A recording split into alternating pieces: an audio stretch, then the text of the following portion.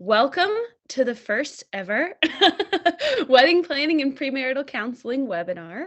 I'm Megan Harris. I am the owner of Marmaros Productions. We are a wedding planning and coordination company based in Metro Atlanta. We specialize in coordination, which is a little bit different from planning. It's a little bit less hands-on than planning is. We've been here since 2017, so we're a little over 4 years in business. We've helped 60 couples from engagement to wedding day. All right. Hi, everyone. I'm Rachel. I am a individual and couples therapist. So I work with 16 and up. And so my specialties are anxiety, communication, highly sensitive people, perfectionism, self-esteem, all the light and fluffy kind of things, because I'm a highly sensitive person myself. I've been working in the mental health field since about 2015 or so. And then I've started being a associate professional counselor in about, 2019 or so. Private practice is my favorite thing in the whole wide world. And so today we're doing a whole lot of like premarital counseling, tips and tricks, and things to just help you through the pandemic. So I'm gonna hit the next slide. All right. Fabulous. So let's talk about planning a wedding. Are you feeling like, and you can hit the next slide, are you feeling like you are an unqualified full-time wedding planner that just got dumped into something that you've never had to do before?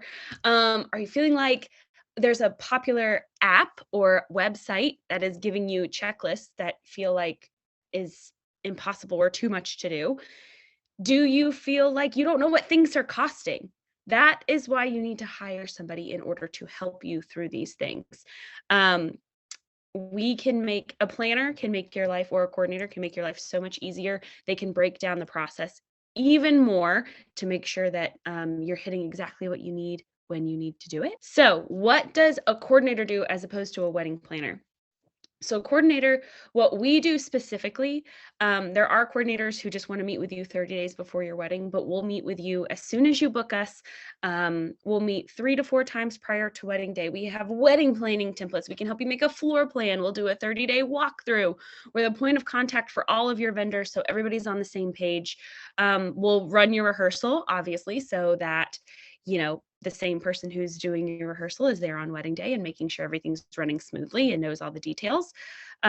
We spend 10 to 12 hours at your wedding, depending on the timeline that you have your venue for. So we'll be there for that 10 to 12 hours, helping you through everything, setting everything up, breaking everything down, running a timeline, making sure vendors have what they need, making sure you have what you need, all of that fun stuff so that you and your family and your bridesmaids and your best friend and your groomsmen and your groom and all your friends do not have to lift a finger. And that's what we like to do. Just to transition a little bit into COVID, the wedding industry has been impacted very heavily by COVID, as you can imagine, because we can't have that many people in the same room anymore. It's a whole different ballgame than it was at the end of 2019.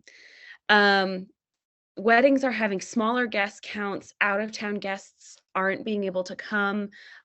Your older crowd, maybe grandparents, they're not coming to weddings just because of the risk of the virus. There's a lot of masks and social distancing. We've had a lot of brides like, I don't want any masks in my photos. Well, this is kind of the nature of the beast right now. If that's not what you want, then you gotta push and postpone. With that being said, because people are pushing and postponing, the 2022-2023 wedding boom is real. I know it's been on Instagram. It is real. Vendors and venues are booking up so quickly because 2020 pushed out to 2021. All of the people who are now getting engaged can't get married in 2021, have to push to 2022 or push to 2023. So it is causing a lot of riff in the wedding market right now. We're seeing a lot of all outdoor events, eating outside, dancing outside, all of that good stuff, because the science has proven that if you're outside, the chances are you're going to be less likely to be impacted by the virus. And there's one other really big one that I feel a lot of couples aren't taking into consideration during this pandemic. Your vendors, turns out, can also come down with COVID. And that really does change the way your wedding day runs if they cannot come to wedding day. So all of these things to take into consideration while planning your wedding during COVID. So here are my little quick wedding tips. Set a budget and stick to it. Don't be thinking that you can spend more than you have. Don't be counting money in your hands before you actually have it from people, parents, grandparents, whoever saying they're going to help you. Don't count it until it's actually in your hands. Talk about must-haves on your wedding day for that budget. If dancing is super important to you and you want a band, that's going to affect everything else that goes into your wedding day. So think through must-haves, talk about them together. Include your partner. Obviously, I mean, we have a lot of couples where the bride is very, very involved and we don't see the groom until wedding day. And, you know, that's fine if that's how he wants to be or she wants to be. We have a lot of grooms the same way. So include your partner. Make sure it's very special for the both of you. Plan to have alone time on your wedding day. It flies by so fast. Make sure, even if it's just a private moment for 15 minutes before you're introduced, it's so important to have that alone time together. Do whatever makes you happy. You don't have to do traditional things. So important to say. Do whatever makes you happy. Your vendors should be able to push you in that right direction, get you anything accomplished that you want to accomplish for your wedding day. And with that being said, because you're going to be happy, you're going to make it personal, make things that are important to you. And as a little bottom note, make sure you hire a planner or a coordinator to make it go smoothly. So wedding planning can be stressful, but then comes the real world. So some fun things to keep in mind when you're wanting to build a strong foundation for your marriage is you're wanting to make sure that these are like the main 8 or so healthy aspects of a relationship, marriage, open relationship, wherever you want to go with this. So the main ones, I'll run through them somewhat quickly, but feel free, you'll get a replay later on. Y'all will be set for life. So main things: communication, conflict resolution, partner style and habits, financial management, leisure activities, sexual expectations, family and friends, relationship roles, and spiritual beliefs. Is that 8? There may be more. I may have thrown in an extra one for fun.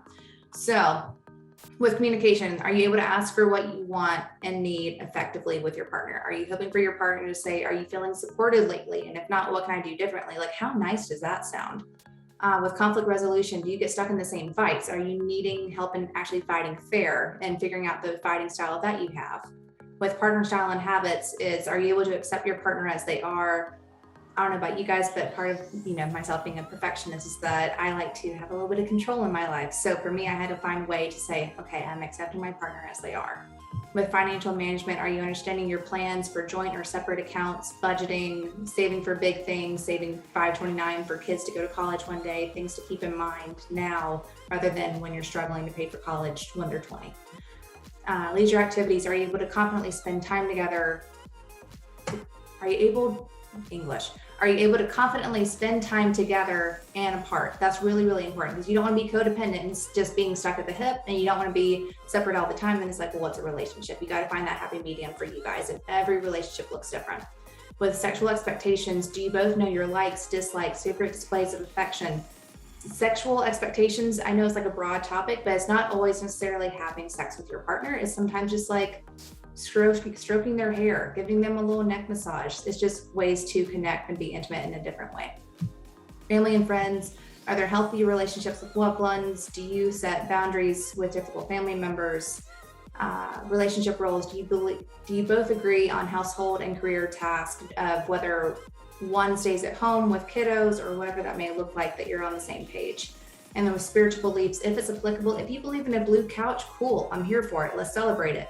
But in terms of spiritual beliefs and things, are you able to understand and accept each other's spiritual journey, whether it's religious or not? Something that's really helpful for me and some of my clients is finding ways to change our negative thoughts to positive ones.